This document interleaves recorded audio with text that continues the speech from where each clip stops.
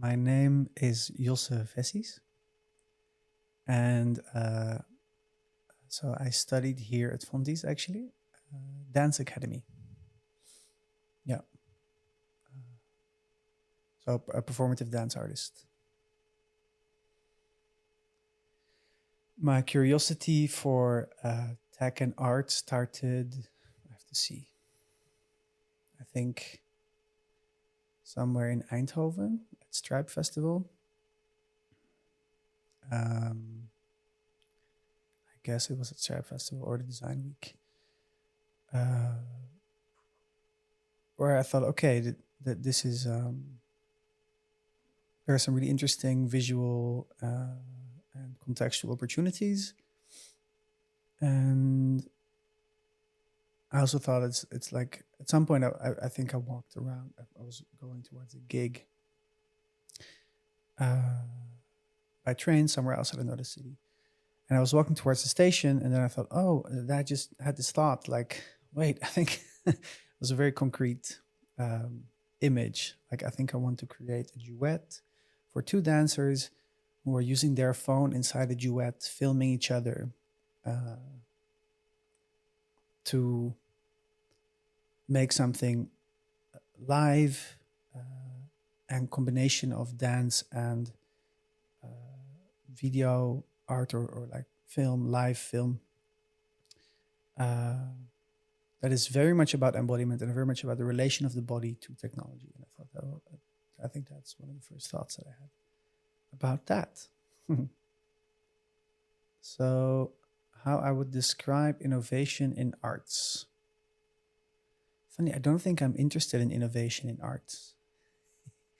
So, I think art in its natural form is innovative and has to, or naturally changes and adapts with the society that it finds itself in, or the ecology that it finds itself in. So it takes shapes and it takes techniques and it takes it has to shape itself in order to relate to the ecology that it's in. Um, but I don't think art per se has to be innovative in the sense that it has to keep on adapting new technologies for the sake of being innovative. I think art in itself just has to be art. And if society evolves in a certain way, then it's art's role to um, make new relations more tangible. So tell us about some of your projects. Let's see. So on the one hand, so I work a lot on the relation between the body and interface, let's say on the other side. So the body first for me, because also in that way you can think of the body as the first interface of stepping into the world, and it's a quite complex interface, beautifully complex, which is very rich and very full. And I really view the body as this gradient space of your identity in the world. So it's like between you and your surrounding, there is the body. So the body is first and foremost the most important player, if it's a player. The body, choreography, movement, and intimacy in that way.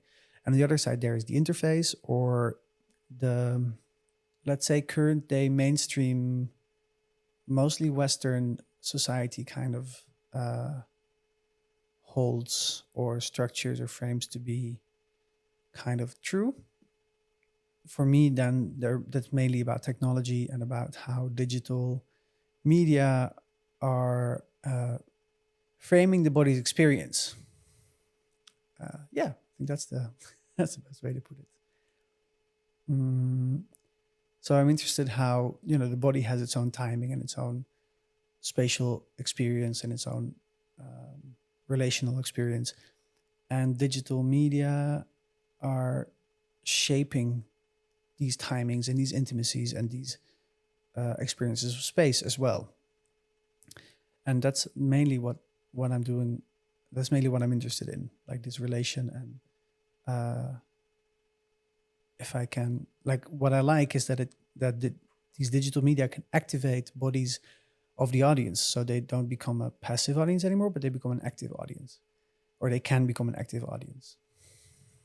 So I think what I'm searching for in why I'm using digital media is, on the one hand, of course, there's these capacities to create these beautiful, super visual,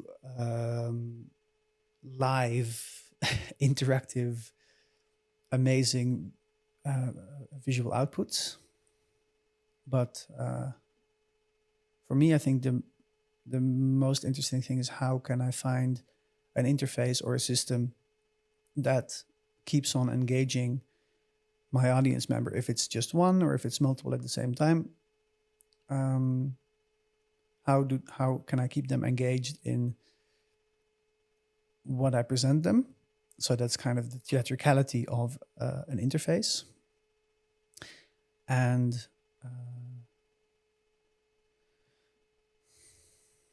what does it tell them?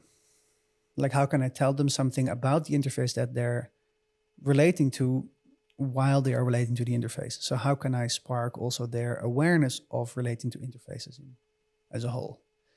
So how does that look like? So at some point, I was working with a designer, and I think this is where where I really started to invest more also in learning myself how to code and how to make the digital stuff. So one of the first things we made was a VR experience, actually, where there was this virtual body that was attached to the headset, and it would kind of, in a kind of reactive way, like only the headset would move the virtual body, but we would position the body of the spectator in kind of the same position, at least in the beginning. So you would sit in a special chair designed by one of her friends, and you would wake up in this world, and a curtain would come up, and then you would see this virtual body. And if you would move around, the virtual body would kind of follow the headset's movement, but your real body would stay there. So there we were playing with this, this thing that you might know also from this experiment of the rubber hand experiment, where there's a rubber hand on the table and your hand is under the table.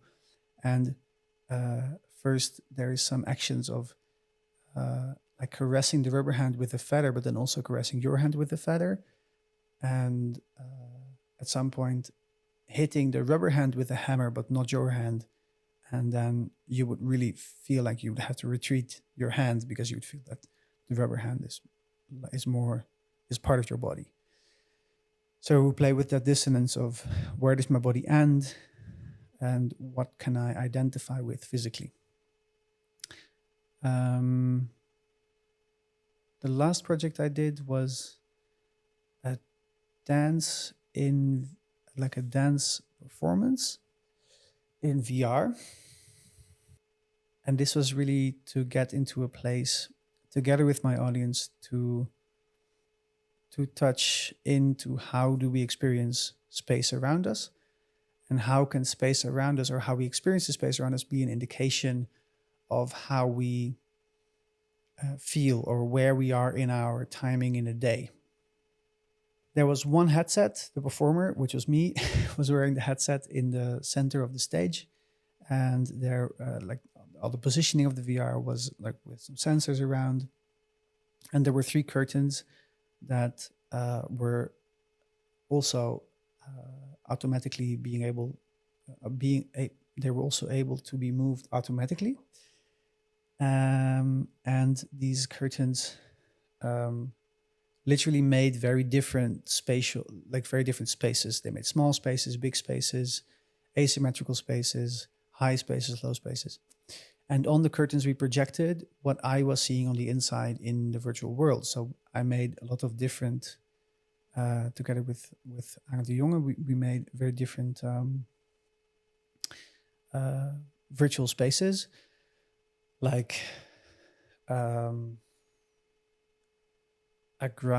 little grass patch somewhere just out of the city, um, a, a barred room, an office, an empty office. What do we have more? A swimming pool, a parking lot. They were all kind of liminal spaces, but they had a very different spatial implication, like a very different experience, and sometimes even a kind of psychological annotation.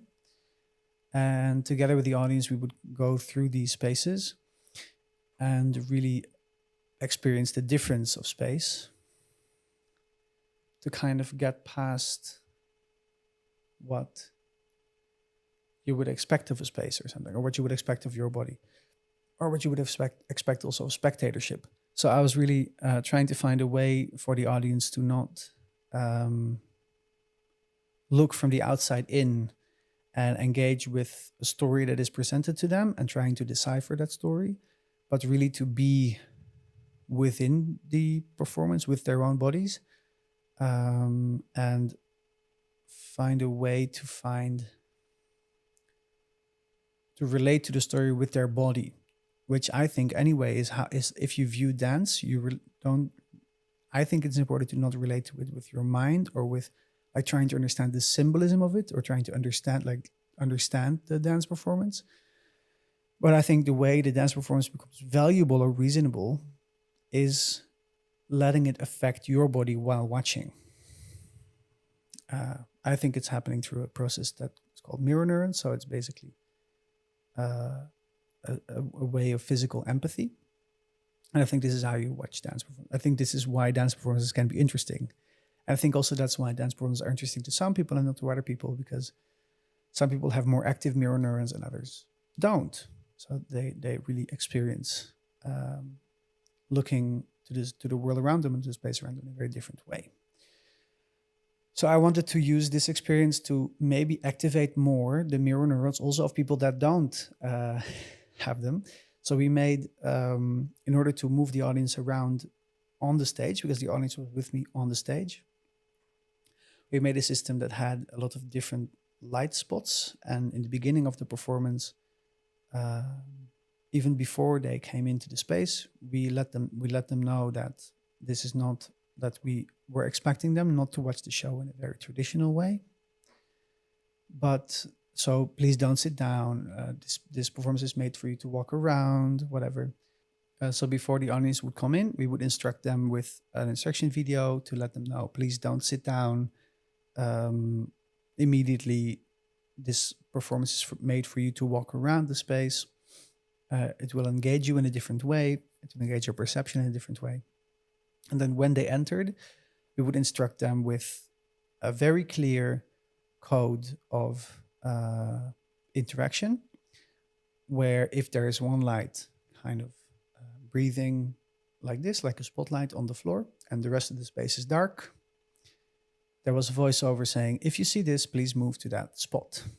The next moment is best experienced from this perspective. And we would repeat that a couple of times with a little scene that would come in between to show them indeed, yeah, this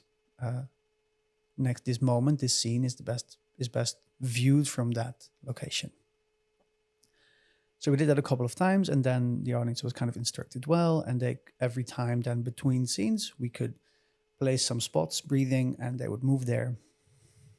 So we would move them really in between the whole curtain installation, also in the center of the stage, really close to my body, really outside of the stage, in very different positions, in order to appeal to their sense of space or their experience of rhythm in the performance and space in the performance around their own body, to kind of activate more their own body.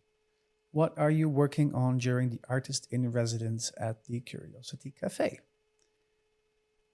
I will be working on an interactive installation that is a one-on-one installation. So one participant or active audience member and the installation itself.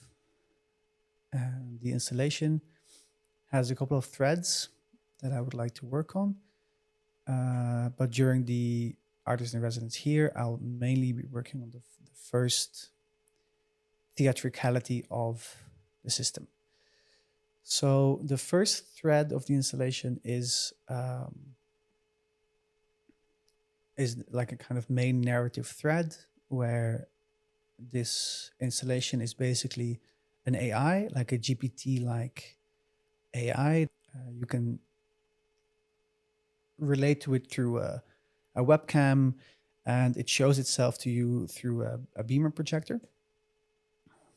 And this AI has installed itself into a room because in its way of pattern recognition, it started to realize why it's not human, or it started to realize what it's missing in order to be human. So it's kind of a Pinocchio type story where the AI wants to be a real person. So I'm going to work with a mix of some of my favorite software. Such a nerd. Touch Designer, which I think is amazing, and Unreal Engine. And I'm going to be working with Stable Diffusion. Stable Diffusion is an algorithm that is used to create images, kind of like DALL-E or Midjourney does. So you can do text to image, you can do image to image, you can use images to create other images with a text prompt, and you can also create these, deform animations. How to say? So you can input a video, and then on every frame of the video, it does a generation of its own algorithm.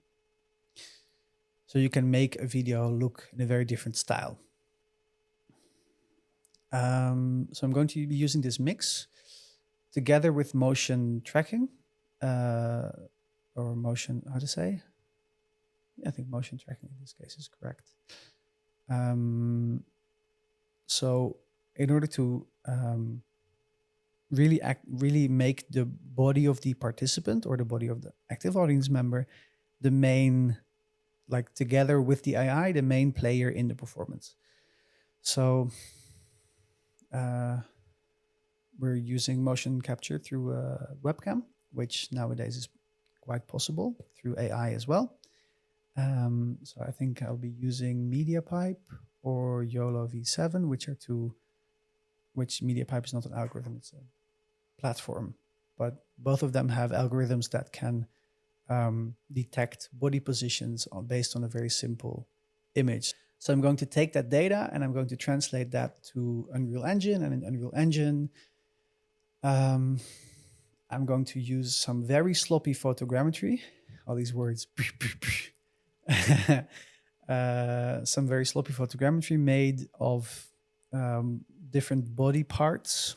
So I'm going to 3D scan my own body and maybe the bodies of some other people to make a kind of Frankenstein type 3D model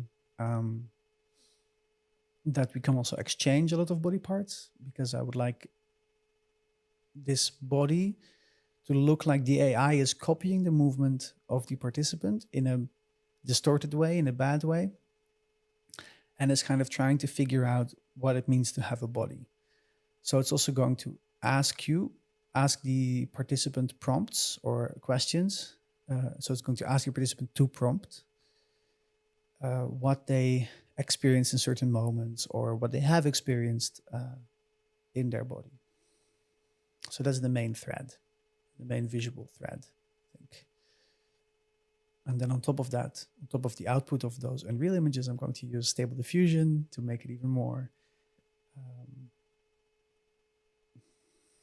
to make it look even more like this AI is trying to generate a kind of visual representation of itself in terms of embodiment, in terms of the body. So that's like the first narrative thread. But then the second narrative thread, which I don't think I'll arrive to in these 2 weeks, is the main narrative thread for me. And that's the activation of the audience member in this system, in this installation, and how through the conversation with the AI, the audience member can become more aware of their own body, their own physical experience, and how they use their body to process, or maybe, in their own way, how they use their body to process information and process their life, and maybe value the relation with their body a bit more than before, or maybe kind of understand it a bit better.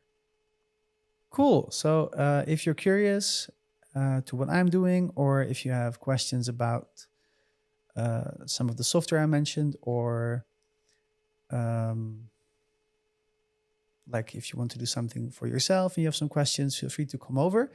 I'll probably be knee deep in some of the technological systems that I'm going to be working with here in one of the rooms of Curiosity Cafe. Also, I'm hoping to plan 1 or 2 moments for a kind of collective physical moment, but I have to see how I can communicate that also to the rest of the academy. And I'm looking for some people who would like to be photo scanned in order to use. So that would mean that you would kind of model, in the sense that you would stand still for a while, or we would have one body part being still for quite a while. We make a lot of pictures around it, and then through using those pictures and putting them in an algorithm, we make your limb or part of your face, or whatever part that we decide together. We make it into a 3D model, and we can use it in the installation. What is your message to current Fontys students regarding tech and art? If you are curious to using technology, and if you would like to understand how it works, don't let yourself be limited by thinking, oh, it's too hard, or like this threshold is too, like I feel there is too much, it's too difficult, or it's going to be too complex, or whatever thing like that. I don't think that is true. I don't think tech is necessarily difficult. I think it demands time.